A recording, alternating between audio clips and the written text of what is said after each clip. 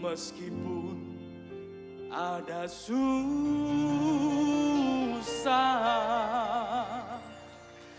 menderita dalam dunia. Mari bersama-sama katakan, saya mau iringi Yesus sampai selama-lamanya. Tepuk tangan bagi kemuliaan nama Tuhan. Mari bersama-sama angkat pujian ini sebagai pujian iman kita bagi kemuliaan nama Tuhan.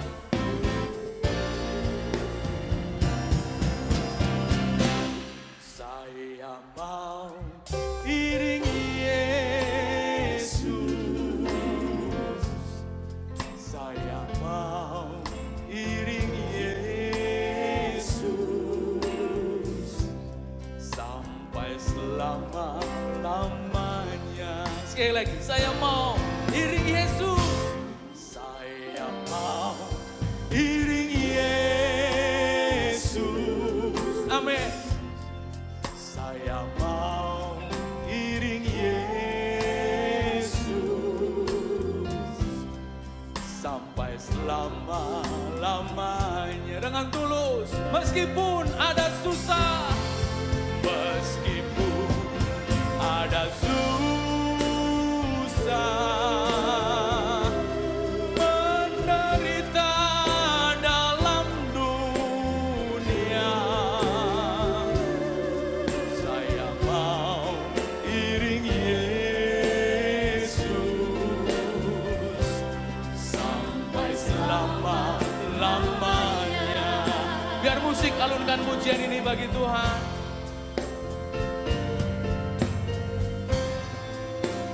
Bapak, Ibu, Saudara dikasihi Tuhan. Kalau kita lihat kehidupan kita, kita tahu hidup itu tidak mudah. Tapi kita tahu bahwa hidup itu pun tidak selalu kesusahan yang kita alami. Hidup tidak mudah, tapi bukan kesusahan yang selalu kita hadapi. Percaya Yesus ada bersama-sama dengan kita di dalam suka dan duka kehidupan kita. Dan biarlah suka dan duka itu meyakinkan kita bahwa tidak ada lagi pilihan selain kita mau iring Dia sampai langit baru dan bumi yang baru. Berikan kemuliaan bagi nama Tuhan bersama-sama. Saya mau iringi Yesus, saya mau iringi Yesus sampai selama-lamanya. Meskipun ada susah, meskipun ada susah, menderita dalam dunia, saya mau iringi Yesus sampai selama-lamanya.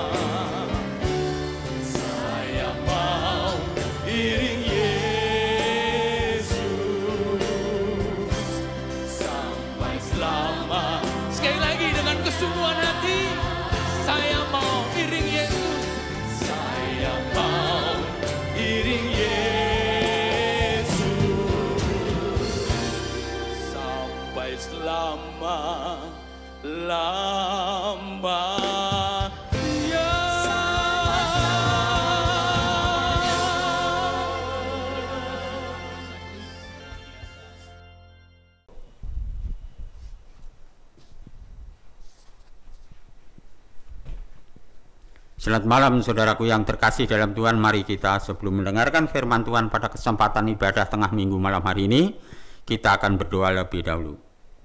Tuhan Yesus, kami menghampiri tatamu kembali pada malam hari ini. Kami ingin mendengarkan firman-Mu yang disiapkan oleh hamba-Mu. Tolong Tuhan Yesus akan memberkati, baik yang menyampaikan maupun yang mendengar, sama-sama diberkati oleh Tuhan. Kami percaya Roh Kuduslah yang akan memberikan pencerahan kepada kami semuanya. Dalam nama Yesus kami menyambut kebenaran firman Tuhan pada malam hari ini. Amin.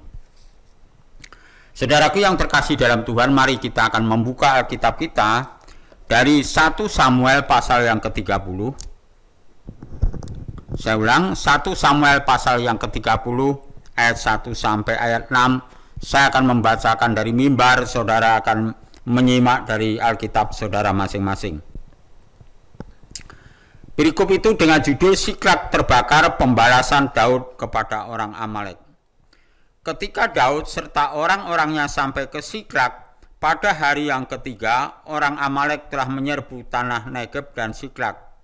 Siklag telah dikalahkan oleh mereka dan dibakar habis. Ayat 2. Perempuan-perempuan dan semua orang yang ada di sana, tua dan muda, telah ditawan mereka. Dengan tidak membunuh seorang pun, mereka menggiring sekaliannya, kemudian meneruskan perjalanannya. Ketika Daud dan orang-orangnya sampai ke kota itu, tampaklah kota itu terbakar habis. Dan istri mereka serta anak mereka yang laki-laki dan perempuan telah ditawan.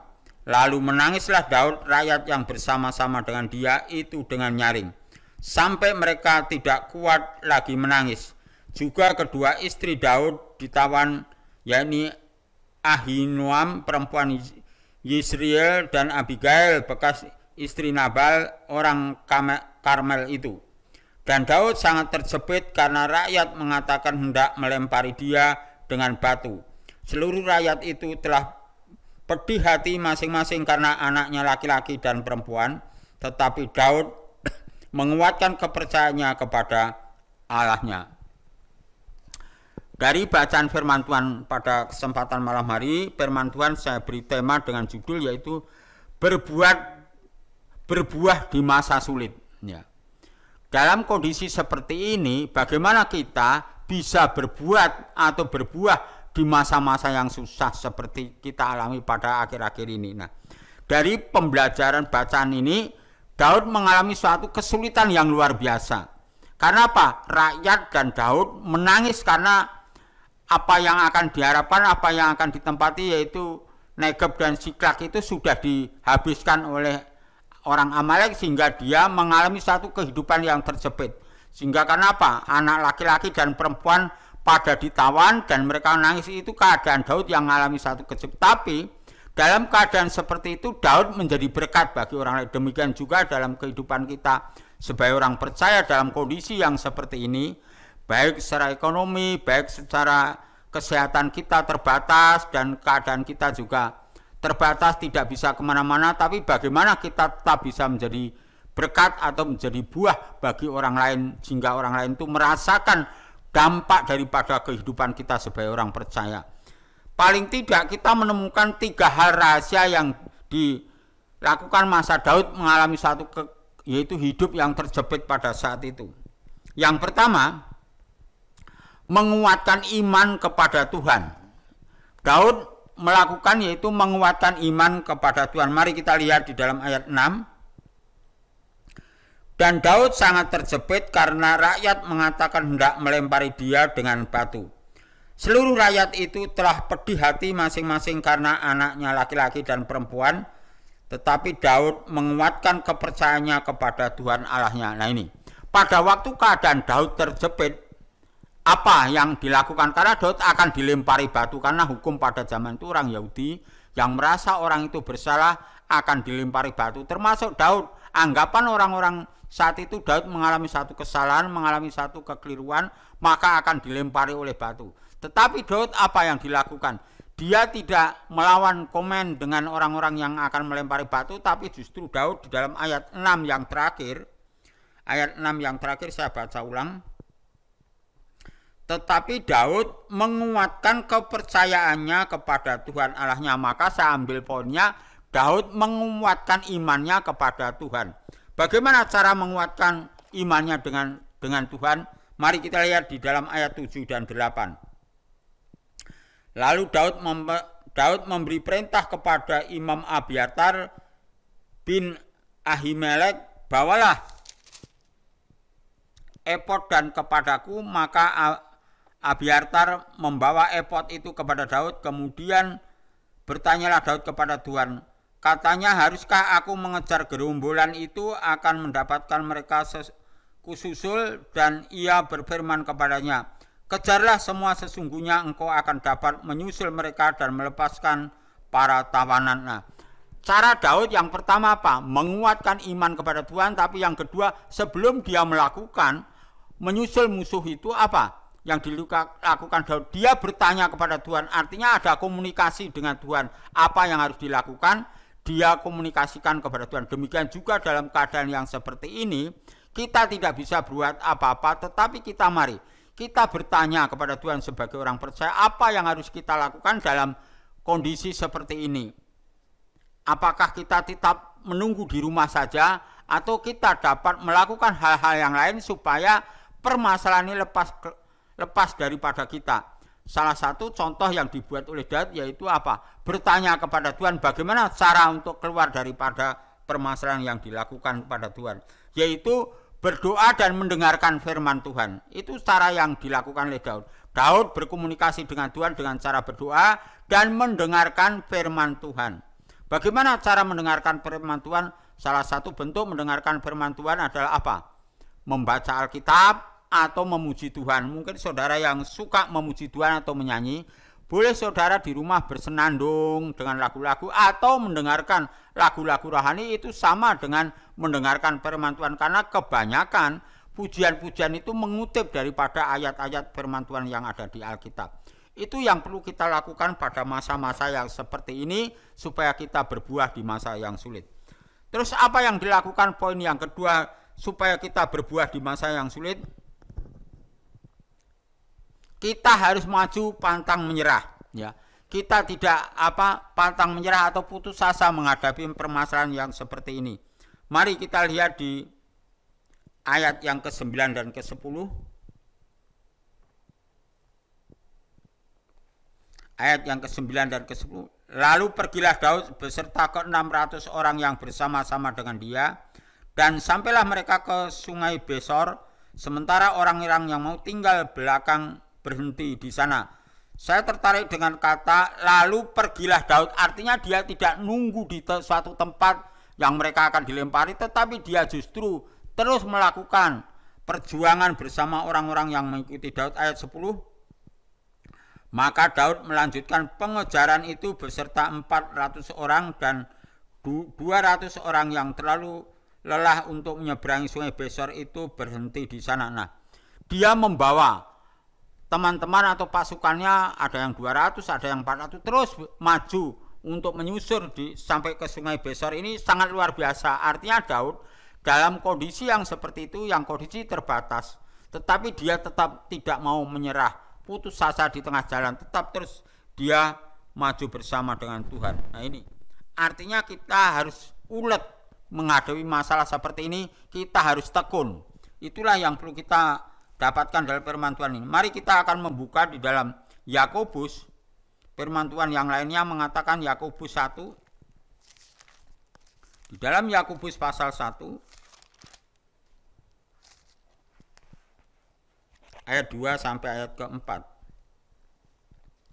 Saudara-saudaraku, anggaplah sebagai suatu kebahagiaan apabila kamu jatuh ke dalam berbagai pencobaan. Nah, ini sebenarnya ayat ini agak-agak ekstrim, ya. Mengapa saya katakan ekstrim? Coba, saudara-saudaraku, anggaplah sebagai suatu kebahagiaan apabila kamu jatuh ke dalam berbagai pencobaan. Mengalami satu kesulitan, kecobaan, tetapi kita suruh bahagia. Itu kan enggak masuk akal di logika kita. Tetapi itulah firman Tuhan yang perlu kita lakukan meskipun itu tidak masuk di dalam nalar kita, di dalam logika kita, tetapi kita harus berbahagia dalam keadaan apapun. Kita tidak boleh mengurangi yaitu kebahagiaan kita, kesukacitaan kita. Ayat 3, Sebab kamu tahu bahwa ujian terhadap imanmu itu menghasilkan ketekunan. Dan biarkanlah ketekunan itu memperoleh buah yang matang, supaya kamu menjadi sempurna dan utuh dan tak kekurangan suatu apapun. Bagaimana dalam keadaan yang sulit kita bisa berbuah dan tidak kekurangan apapun? Jika mengalami itu, saudara jangan sedih. Anggaplah suatu kebahagiaan, karena kebahagiaan itu merupakan satu ujian, supaya ujian itu menjadikan hal ketekunan kita, yaitu memperjuangkan iman di dalam Tuhan kita Yesus Kristus. Nah, inilah yang perlu kita lakukan di dalam hidup yang masa sulit ini, supaya hidup kita itu menjadi berkat. Bagaimana supaya berbuah di masa sulit itu? Yang pertama tadi, kita menguatkan iman kepada Tuhan. Yang kedua, kita tidak putus asa menghadapi masalah ini. Yang ketiga, yang terakhir adalah menolong yang susah. Dalam keadaan terjepit, Daud dalam keadaan yang seperti itu, tapi Daud mau memikirkan orang lain. Bagaimana di lingkungan kita yang mengalami satu kehidupan mungkin tidak beruntung seperti kita, tetapi kita mau berbagi kepada mereka, apalagi dalam situasi seperti ini. Kalau kita bisa berbagi apapun yang kita lakukan, mungkin kita tidak bisa berbagi berbentuk fisik, umpama saja materi, makanan atau Indomie dan sebagainya, tetapi kita paling tidak memberikan perhatian, memberi sapa hello lewat telepon, lewat HP kita, sehingga menanyakan bagaimana dan sebagainya. Itu salah satu bentuk untuk membagi perasaan kita kepada orang lain. Maka mari, itu di dalam ayat 11 dan 12. 11 dan 12 dikatakan begini. Di dalam 1 Samuel tadi,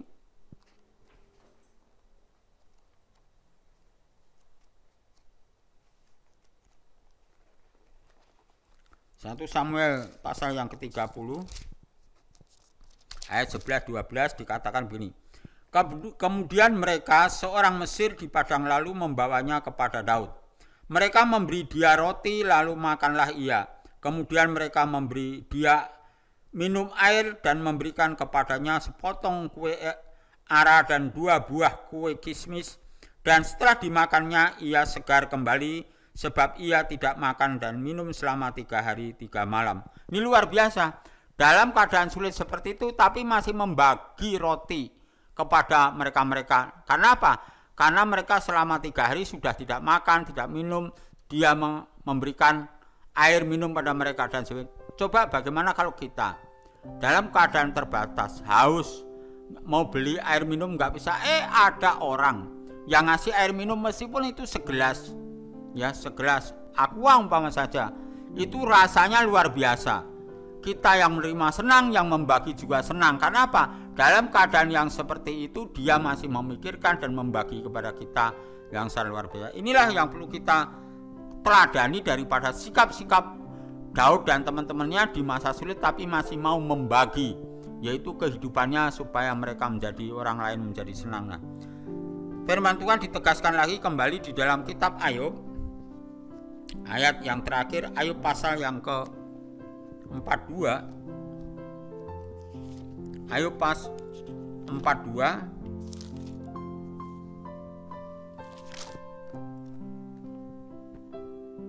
Ayub 42 ayat yang ke-10 mengatakan begini. Lalu Tuhan memulihkan keadaan Ayub setelah ia meminta doa untuk sahabat-sahabatnya, dan Tuhan memberikan kepada Ayub 2 kali lipat dari segala kepunyaannya dahulu. Luar biasa. Ayub berbuat sesuatu pada saat itu mengalami satu kehidupan krisis yang luar biasa. Harta habis, anak habis, istri juga tidak ada. Tetapi Ayub masih ingat mendoakan kepada orang-orang lain, membagi pengalaman hidupnya kepada orang lain, sehingga Tuhan mendengarkan apa yang dibuat oleh Ayub, sehingga Ayub dilipat gandakan, yaitu kehidupannya yang sangat luar biasa. Demikian juga bagaimana kita supaya hidup di masa sulit akhir-akhir seperti ini, supaya hidup kita berbuah dan dirasakan kepada orang lain. Mari, ada 3 tindakan pada malam hari ini. Yang pertama, menguatkan iman, mempercayakan iman kita kepada Tuhan, keyakinan kita kepada Tuhan. Dengan cara bagaimana? Yaitu berdoa dan mendengarkan firman. Dan yang kedua, jangan putus asa menghadapi permasalahan seperti ini. Kita harus tekun. Justru dalam kitab Yakobus tadi dikatakan supaya kita berbahagia. Karena suka bahagia itu menunjukkan ketekunan dan ketahanan uji iman kita. Dan yang ketiga yaitu mau menolong orang yang susah. Kalau saudara ketemu di mana, di jalan atau dimanapun, kita perlu menolong mereka yang susah. Mungkin di dekat gereja ini yang kita ketemu setiap hari atau setiap saat, ada orang yang susah hidupnya. Kalau mungkin ada kelebihan atau ada sesuatu, bisa kita bagikan kepada mereka sehingga mereka mengalami satu kehidupan yang dialami oleh bangsa Israel bersama Daud. Itu menjadi pembelajaran bagi kita. Amin. Mari kita akan berdoa. Tuhan Yesus, kami mengucap syukur dan terima kasih Tuhan firman-Mu pada malam hari ini. Di tengah minggu ini kami boleh beribadah di rumah kita masing-masing, namun firman-Mu